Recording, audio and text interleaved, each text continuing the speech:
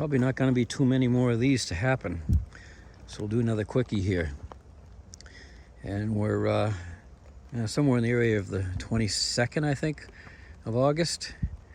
And as you can see, we have some Trombocenos. I did pick a yellow squash the other day. There's a few of them beginning to ripen up. I haven't gotten a lot of cucumbers, but I have gotten some. And I can see some of them kind of forming up in different places here. Like, there's another one there. You need another squash over there. Another Tromboceno. Whoops, camera on the side here. Sorry about that. Anyway, there is some squash and cucumber activity going on here. Here's a new one. I don't know if that'll get to full size or not. But we'll cross our fingers. There's some more summer squash. Some more summer squash. It'd be nice if I actually got a bumper crop. I picked quite a few of these black peppers. This one's gone, looks like. Oh yeah. Look what happened. Got eaten. I have rabbits. I can show you another case of that here. A little bit further over. And I'm pretty sure it's rabbits doing it because I can't find any holes underneath that would indicate a woodchuck. And I've never known woodchucks to go after peppers or tomatoes. I gotta look and see if rabbits do. Anyway, this is probably the most productive row currently in the garden. There's another cucumber. Just moved Judy's Swiss chard out here. I don't know if you saw how much of it there was in these first 3 barrels. I got 3 barrels and then that planter there. But there's 3 barrels doing nicely. We've had kind of an ongoing supply of Swiss chards from just where I come in the garden here. Somebody signed on board the video stream here. I never thought of myself as having a spectacular garden, but they seemed impressed, so thank you. I appreciate all comments. From the cat crazy guy and his garden. So, there's still some green. I haven't got much any of these tomatoes, full-size ones. Maybe we will, maybe we won't. And these guys are way behind. There's nothing looking like they're going to make squash anytime. Same with these tomatoes and this line of tomato plants. This squash looks like it's being done in. There's been a bunch I've pulled out. They just keeled over. In fact, they were nipped off at the bottom, so either it was bugs, insects, or something. It looked... Basically, the attack was from the bottom stem. Now, these are... Can you tell what they are? Brussels sprouts.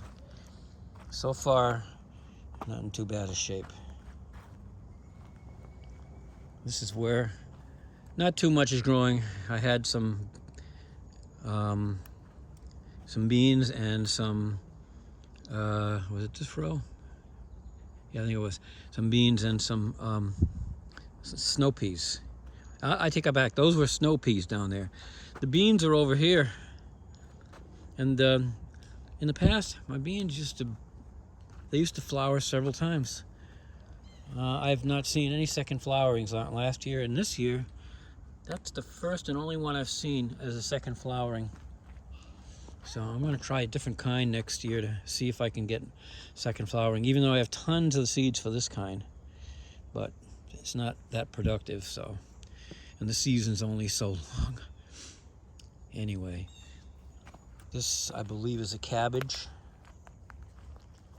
This is what happens if you don't protect them. This is what happens when little guys make it into the area. So I covered these after they had been eaten just to see what would happen. But they were eaten pretty bad. These were getting eaten too, but it looks like they're receiving some protection here. I think it's rabbits, and that's why I think these cages do the job, and I've seen the rabbits around. Oh, I was going to show you the other suspected rabbit damage right here. Biggest tomato I had in here with the side eaten away. You wouldn't think that would be very appealing to any animal. Maybe to rabbits it is. So I'm leaving it there so the rabbit can eat more if it wants. If it's so delicious, eat that one. This is some bean plants I got, but I haven't seen any beans forming up on it yet. It's kind of an experimental thing. And some more cucumber plants here, but they haven't done anything so far. Those are the bush beans that did a first flowering, but they're not really doing anything beyond that.